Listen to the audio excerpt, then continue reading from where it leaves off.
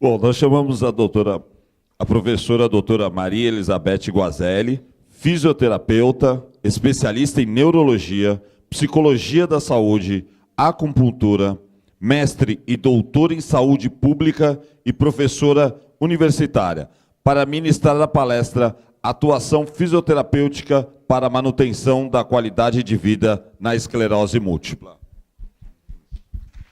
Obrigada, gente. É um prazer estar aqui com vocês. Eu vou tentar fazer alguma coisa para vocês não desmaiarem de fome. Eu estou com a garganta meio ruim, senão eu cantaria. Eu sou super performática, mas hoje... Você tirou foto nesse perfil?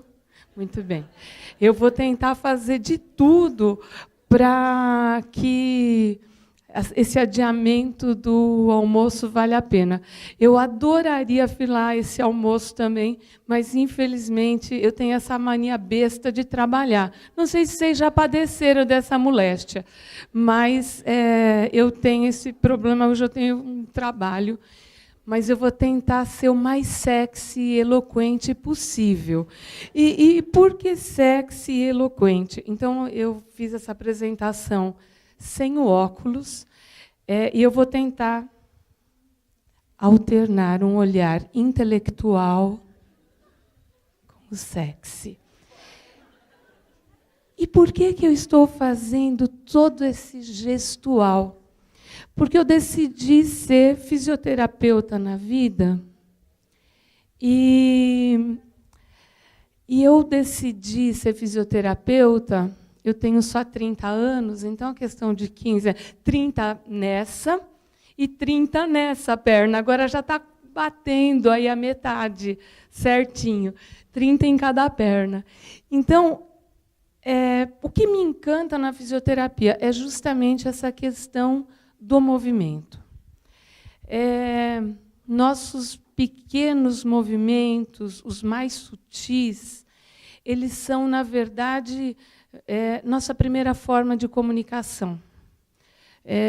Toda a nossa experiência sensório-motora acaba tendo uma repercussão extremamente importante, não só na nossa capacidade de funcionar no mundo, mas na nossa capacidade de se tornar um ser compreensível.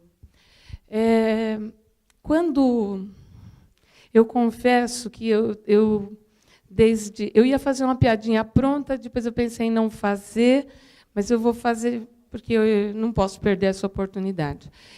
Eu assisti o surgimento da ABCEM. Esse surgimento, eu assisti mesmo o momento em que a ABCEM se transformou numa entidade, de uma forma inicialmente tímida, embrionária, né? E, como todo embrião, é uma forma simples, né? É um protótipo do que ela se tornou. E hoje, vendo isso tudo acontecer, vendo a participação de pessoas com esclerose múltipla de uma forma muito mais efetiva, muito mais empoderada, muito mais crítica, eu vejo que a ABCEM conseguiu atingir, tem atingido a cada momento uma profundidade muito maior. E até as flores foram cor de laranja. Vocês repararam a piada pronta? Eu vou repetir, porque é perfeita, né? Gente, até as flores vieram de laranja. Lindo isso, Beth. Então, ontem, eu confesso que eu saí pela cidade procurando um casaco cor de laranja. Aí eu não achei o tal do casaco cor de laranja. Fiz uma moça procurar esse casaco, ela trouxe de uma loja lá de São Paulo. Estou aqui de laranja, tá certo?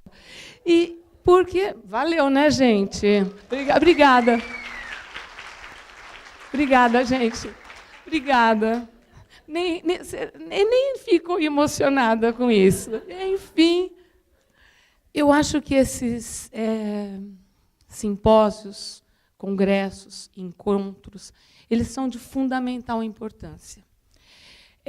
Eles desencadeiam reflexões que, às vezes, ficam latentes por um tempo, e você vai pensando nisso, vai conversando com isso sobre outras pessoas, e você vai olhando o teu redor em relação ao tema, né? E quando a Beth, já há bastante tempo atrás, me propôs a questão da qualidade de vida, qualidade de vida é um objeto complexo, né? Qualidade de vida é um fenômeno sobre o qual cabe muita reflexão. E, coincidentemente ou não, eu li uma fala no Facebook que dizia: a esclerose múltipla me impede de algumas coisas, menos de ser. Eu achei que essa frase sintetiza o que um fisioterapeuta gostaria de dizer sobre qualidade de vida, o seu papel como fisioterapeuta e a vida de um modo geral. Claro que, como a gente está falando de Facebook, e anteriormente nós ouvimos a reflexão sobre o Google, sobre essa fluência de informações que muitas vezes se presta mais a desinformar do que necessariamente de trazer contribuições consistentes, realistas, efetivas, empoderantes. Quando eu voltei para o Facebook buscando a autora da frase, eu não consegui localizar essa informação. Então, essa frase não é minha, mas eu achei de uma capacidade de sintetizar não só o percurso de quem tem esclerose múltipla, mas o percurso de quem está vivo. Eu tenho certeza que eu nasci para ser uma nova Aretha Franklin. Eu tinha certeza disso. Eu só não tinha uma habilidade, que era a voz, né? No máximo chorado, eu seria uma Nara Leão. Né? But não, né? Então, a vida ela é plena de possibilidades, mas ela é plena de limitações. Então,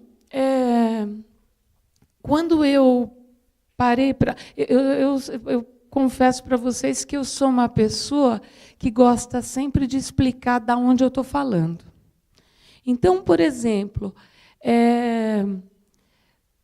quando eu falo qualidade de vida, eu estou falando de um objeto que está impregnado, que está repleto de construções que são construções resultantes de um determinado tempo, de um determinado local, de uma determinada lógica de vida.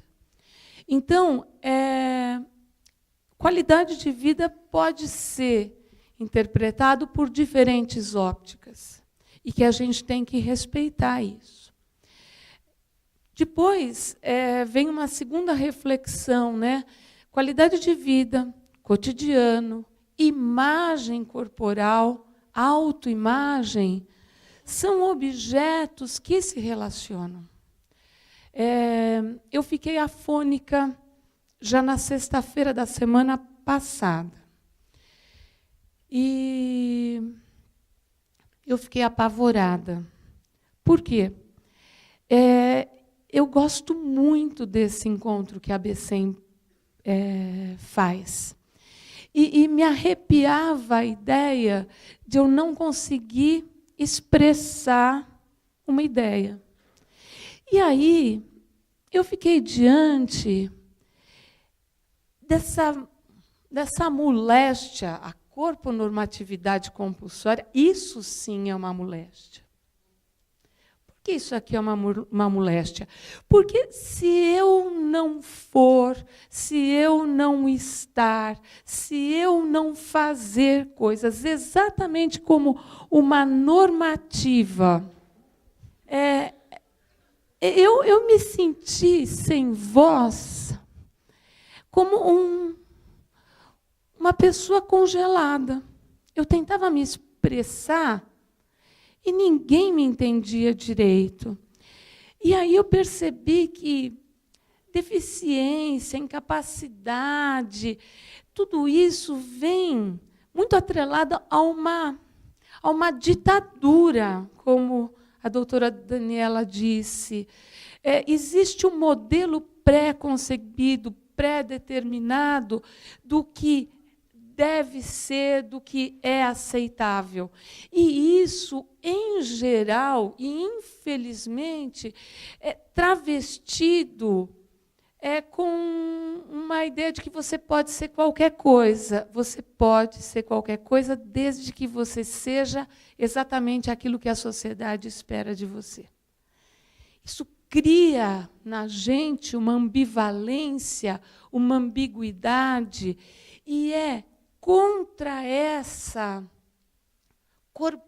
corponormatividade compulsória, obrigatória, que o novo pensamento da fisioterapia se alinha.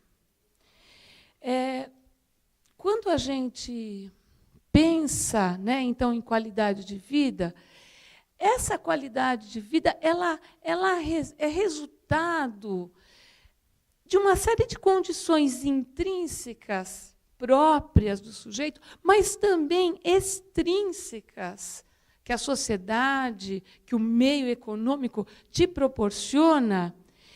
E, de certa forma, ela faz com que a gente olhe para os grupos que estão ao nosso lado. E aí a gente vê que é um conjunto de fatores que podem levar um sujeito a interpretar determinada coisa como qualidade de vida.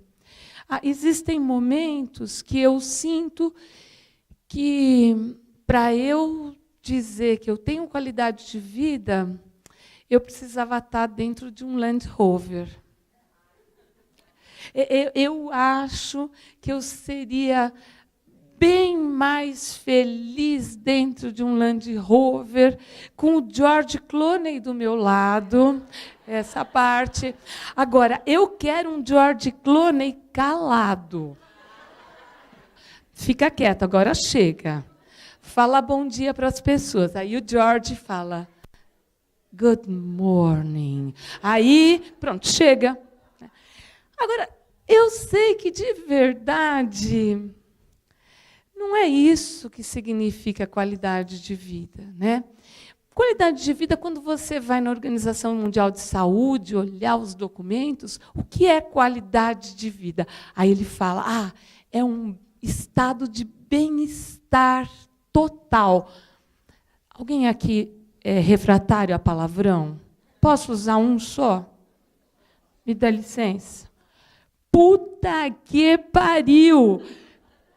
Como é possível um bem-estar total, físico, emocional, psíquico, econômico, profissional, mas nem o Clark Kent consegue, porque tem a tarda criptonita que pode acontecer a qualquer momento, não tem como, né? Então, bem-estar pessoal. Então, a fisioterapia vai atuar junto ao paciente com esclerose múltipla, ou a qualquer outro, buscando esse bem-estar. Se tivesse essa receita pronta, eu já estava com o Land Rover, eu já estava com o George Clooney, e mais o Brad Pitt, e mais uns 6 ou 7 gostosos que tem por aí. Só que não, né? Por quê?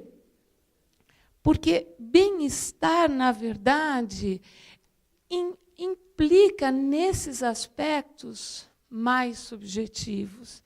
Eles são muito mais móveis, muito mais mutantes. Ai, gente, desculpa, eu estava apertando um negócio aqui. Vocês veem que a habilidade motora é um troço muito fundamental na vida humana. Olha, eu vi você cair 2 vezes. 3. Eu dali, eu estava um pouco preocupada.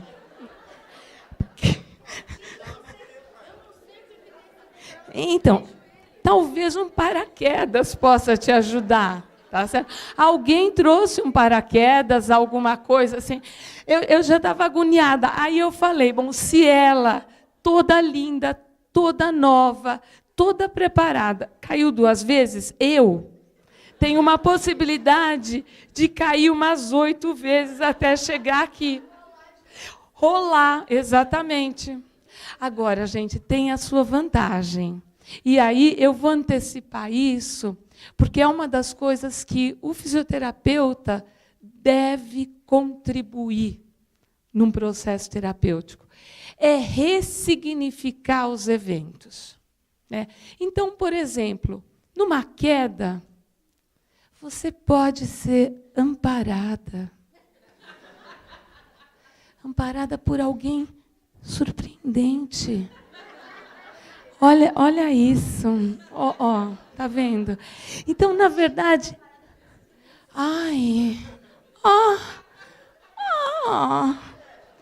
isso então, veja, né? Então, aquilo, você quer levantar um pouquinho para mostrar o seu braço? Tem certeza? Por favor, uma contribuição. É uma contribuição científica. Gente, por favor.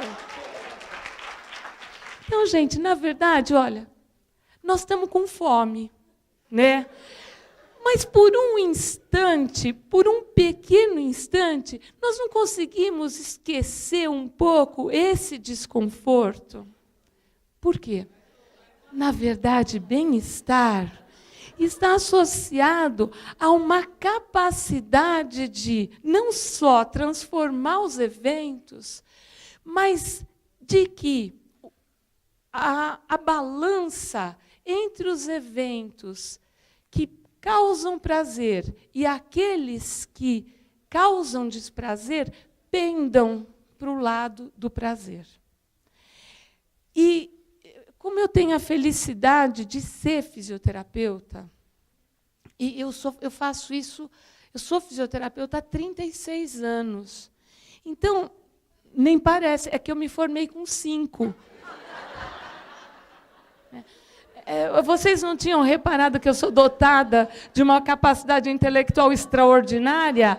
Então, essa coisa de não conseguir ficar na bota é excesso de inteligência. Pende para o frontal, e aí foi excesso de córtex frontal. É isso, gente. Então, esse é o truque, afinal de contas, da vida. É transformar aqueles eventos complexos, drásticos, em experiências que possam trazer para o sujeito um bônus de desenvolvimento e prazer. Então, quando eu penso nesse bem-estar, nessa qualidade de vida, eu vou apertar no botão certo. É que eu devo pensar no desenvolvimento das potencialidades humanas, na autorrealização e no desenvolvimento pessoal, ou seja, como transformar as experiências vividas em uma fonte de prazer e não numa fonte de sofrimento. E, pensando nisso, eu destaquei algumas características que eu entendo como importantes para que a gente possa ter uma lógica de acompanhamento fisioterapêutico de fato pautada nesse desenvolvimento da qualidade de vida. Então, quando a gente pensa hoje em fisioterapia, em qualquer setor, né, a gente pensa numa perspectiva integrativa. O que é integrativo? Integrativo é a compreensão do negócio. Então, gente, eu vou partir de uma lógica não mecânica do corpo, né? O corpo não mais pode ser visto, do ponto de vista fisioterapêutico, como um conjunto de músculos e ossos que se movem com maior ou menor habilidade. Na verdade, a postura corporal, ela não é uma postura, ela é uma resolução postural. A gente bate o olho em alguém e vocês concordam que a forma como ela se move, como ela se expressa, como ela se coloca, diz muito sobre o que ela é. Essa lógica de ver e viver o corpo é o item básico para a gente pensar numa abordagem fisioterapêutica que se preocupa com a qualidade de vida. Bom, essa expressividade, então, por exemplo, se a gente faz estudos corporais, se eu olhar aquelas mulheres tailandesas que colocam aqueles anéis no pescoço, nas articulações, essa decoração corpórea, ela vai mudar toda a forma de ser e fazer no mundo. Então, gente, a nossa corporeidade, ela é resultado de toda uma série. Então, as resoluções corporais, elas, na verdade, as pessoas que estão aqui, independente de terem ou não terem esclerose múltipla, muitas vezes tiveram a experiência do próprio corpo como uma experiência limitante. Vamos ver. Alguém aqui já praticou um esporte? Colabora com a Tia Beth, tá? Já praticou um esporte, se não de uma forma profissional, mas de uma forma bem efetiva? Aí eu já estou vendo uma galera lá no fundo que tem. Tá. Eu posso conversar com os homens? Você praticou que esporte? Tá. Futebol até os 18 anos, tá? Você lá no fundo, de camiseta branca e barba que acenou assim para mim. Eu sei. Ai, são dois de camiseta branca da mesma linhagem. Não, é você mesmo. Vou começar aqui da frente. Eu tenho esse poder de intimidar os homens, você viu? Quando eu estou com o microfone na mão, funciona efetivamente. Na vida real não é bem assim, mas então eu me aproveito. Pode falar. Até os 19. Essa coisa da idade Não, vocês vão entender que tem uma razão. Você lá no fundo que fugiu para jogar com um amiguinho. Ai, que vergonha, não é? É que você não me viu cantando Marilyn Monroe, Happy Birthday to You. Aí que você ia morrer de vergonha mesmo. Você jogou o quê? Até que idade? Até os 21. Bom, gente, observa, né, que eu peguei... não foi para ser sexy nem sedutora, não, porque já não pega bem. Mas é porque eu imaginava mais ou menos um perfil. Deu para reparar? Não é bem à toa, né? Ou uma capacidade mediúnica que eu tenho. Foi por isso que eu escolhi os homens. Existe um perfil cultural que leva, né, as pessoas para um determinado comportamento. Veja que o tempo de prática desse esporte ocorre até uma idade mais ou menos homogênea aqui, né? E aí eu vou perguntar, por que você parou? Quanto mais você vai chegando numa fase profissional, mais vai limitando. Mais vai estreitando, né?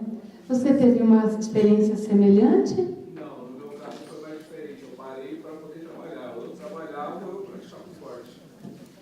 Que também que era uma prática comum. E você, lá no fundo, trabalhar e estudar. Gente, o perfil é esse, né? Agora, eu vou perguntar uma coisa básica para vocês, porque eu não estou perdendo o foco. Quando você é ou está jogador de futebol, vocês devem concordar comigo que o meio social te recebe, te recolhe e te acolhe de uma determinada forma. Não é verdade?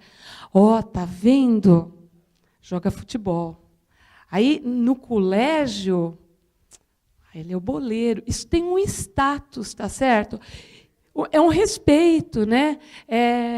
Da Ibope com as menininhas. Não é verdade?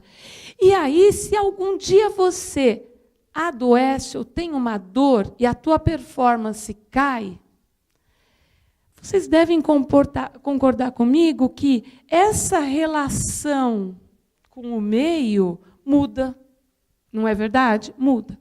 Por exemplo, se um atleta que tem que parar de jogar por lesão, a identidade dele se modifica. É como se eu não fosse mais quem eu era há 2 horas atrás. Eu joguei voleibol quando adolescente. E joguei voleibol num time, eu era federada. O dia que eu recebi a carteirinha, o colégio inteiro ficou sabendo que eu era federada. E aí, de repente, eu passei a ser respeitada. Mudou a relação das pessoas comigo. O corpo tem essa possibilidade. Não é só na presença da esclerose múltipla, é na existência humana. Então, quando eu vou pensar numa avaliação, eu não posso pensar apenas num diagnóstico. Eu tenho que pensar nesse fenômeno que é a corporeidade. A presença de um corpo como identitário, como demarquê da minha identidade. A forma como eu me movo, a forma como eu me expresso, as possibilidades que a minha motricidade traz, elas participam da minha experiência de ser no mundo. Do mesmo modo, qualquer coisa que venha ferir essa motilidade também arranha, de alguma forma, esse processo identitário. Então, a fisioterapia ela não pode mais se ater num diagnóstico, mas ela tem que compreender como essa corporeidade produz ou desencadeia situações disfuncionais, limitantes ou patológicas, mas muito mais que isso.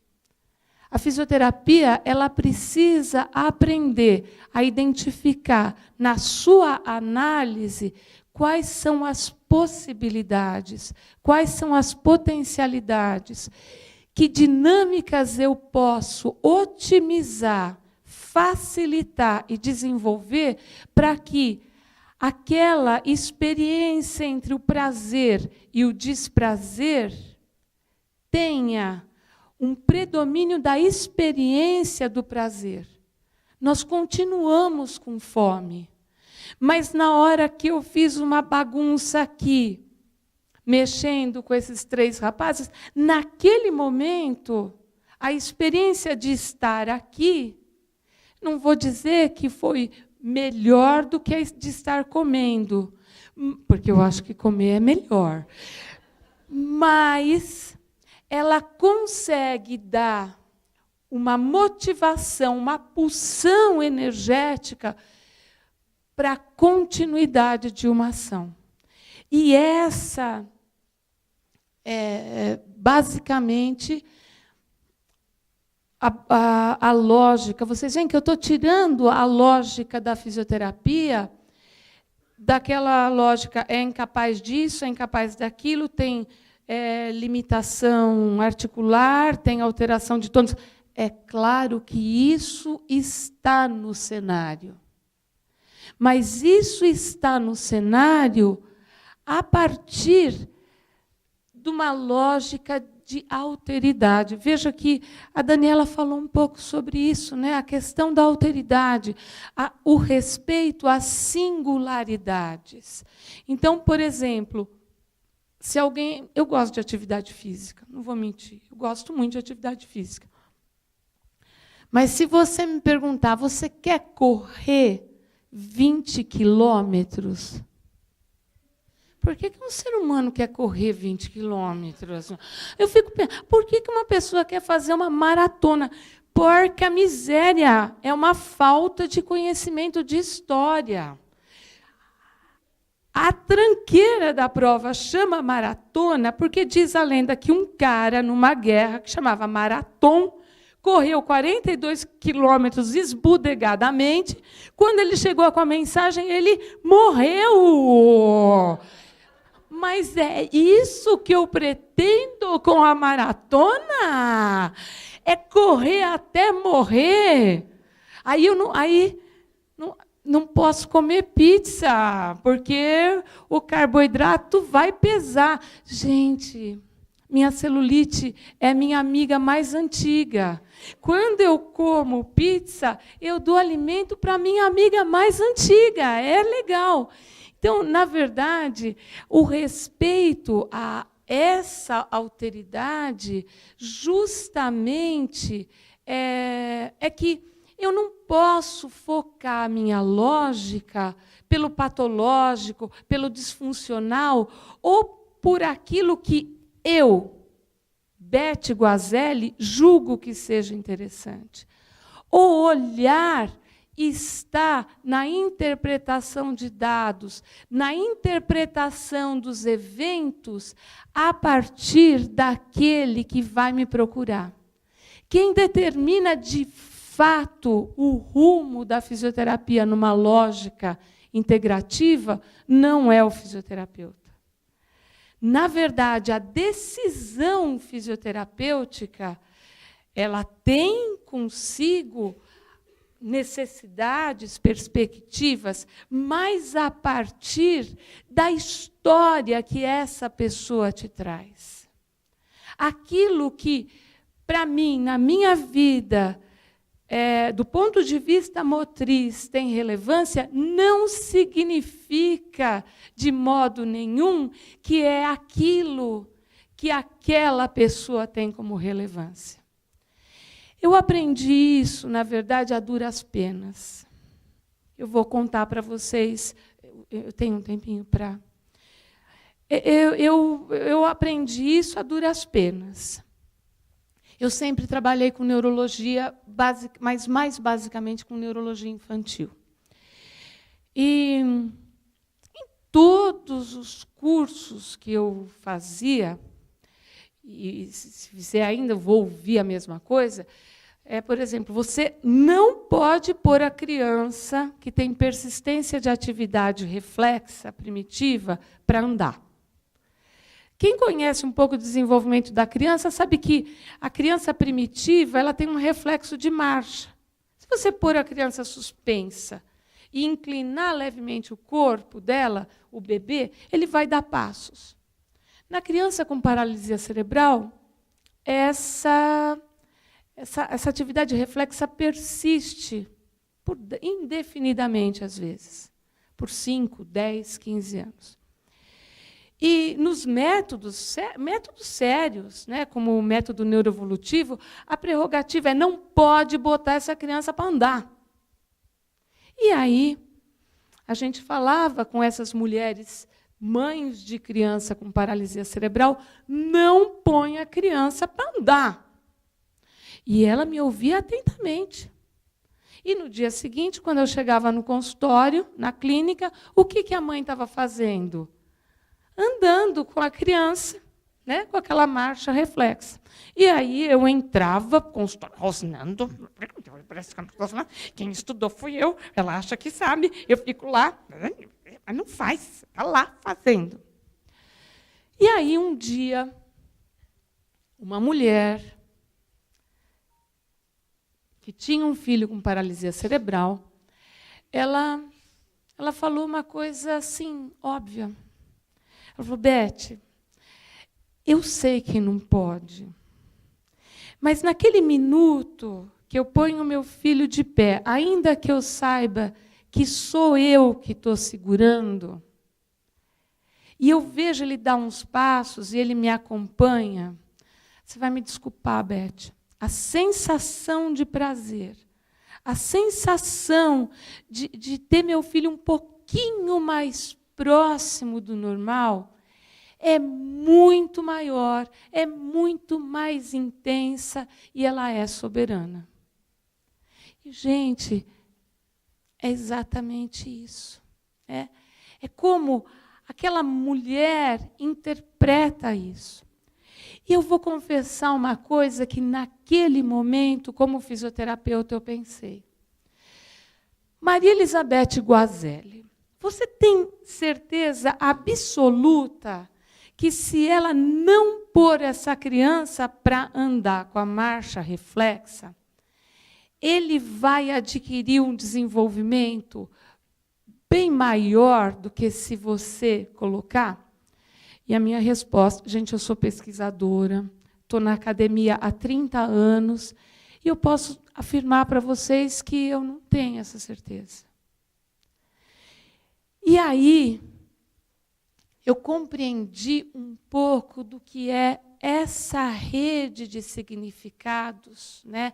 Essa alteridade, e, principalmente, quanto é importante que o fisioterapeuta pense na construção desse vínculo terapêutico. E o que é vínculo terapêutico? É compreender que, no cenário fisioterapêutico, tanto o fisioterapeuta quanto a pessoa que naquele momento está paciente, ambos são protagonistas do processo. Igualmente, com papéis diversos. Mas o fisioterapeuta, ele deve ser, na verdade, um facilitador. Se vocês me permitem, eu vou ler essa frase, porque eu acho que ela é sintética. Ele é um facilitador para o resgate gradativo das verdades essenciais e latentes da pessoa, suas percepções, lembranças e significados. Ou seja, quando eu vou no médico, eu, Beth Guazelli, e o médico homeopata faz isso, né? Ele te ouve. A coisa é meio assim, fala que eu escuto. Quando a gente vai falando, eu não sei se vocês percebem que a gente tem o poder de resgatar certas verdades que são da gente, que estavam esquecidas. Não sei se vocês concordam com isso, né? A própria pessoa que está paciente naquele momento, ela consegue resgatar essas coisas que estão ali, latentes e quietas. Então, uma das coisas que o fisioterapeuta precisa insistentemente ver, e quem está paciente precisa buscar a ter, é não mais um protocolo fechado de avaliação. Sabe, não serve aquela ficha de avaliação inicial. Fuma? Bebe? Gente, sim ou não é muito pobre. Por quê? Porque em cada hábito de vida, na verdade, se esconde uma série de interfaces, uma série de dados que são absolutamente contundentes na hora da gente propor uma resolução motriz. Então, na verdade, não cabe mais, numa abordagem fisioterapêutica, uma escuta protocolar. A escuta tem que ser ativa, minuciosa. Cada fala que a gente ouve de uma pessoa, ela tem inúmeros desdobramentos, que são fundamentais para a gente compreender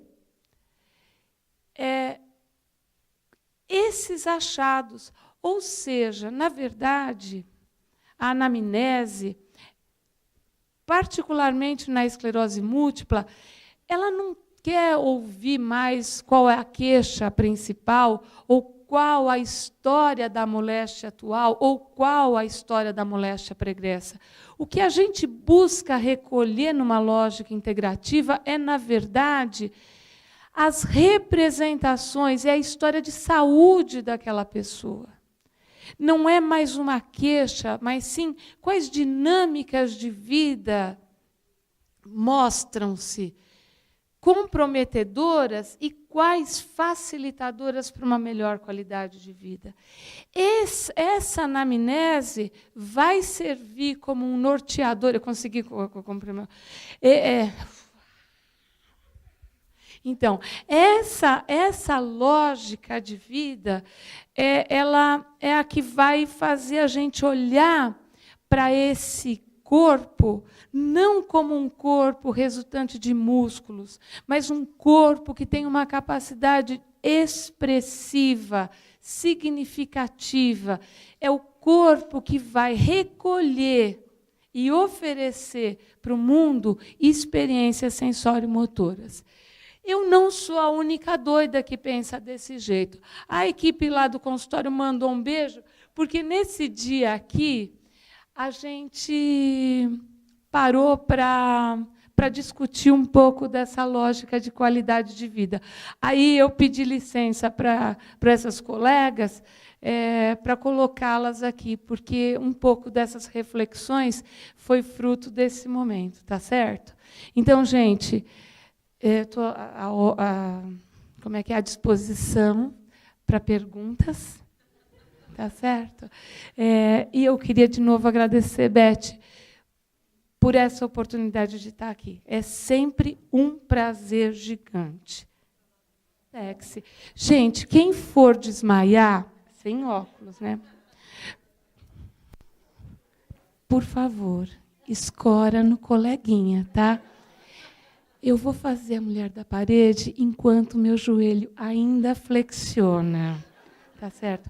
Porque, normalmente, as sexagenárias elas chegam num ponto que não flete mais porra nenhuma. Tá? Você não cai, mas você segura o microfone.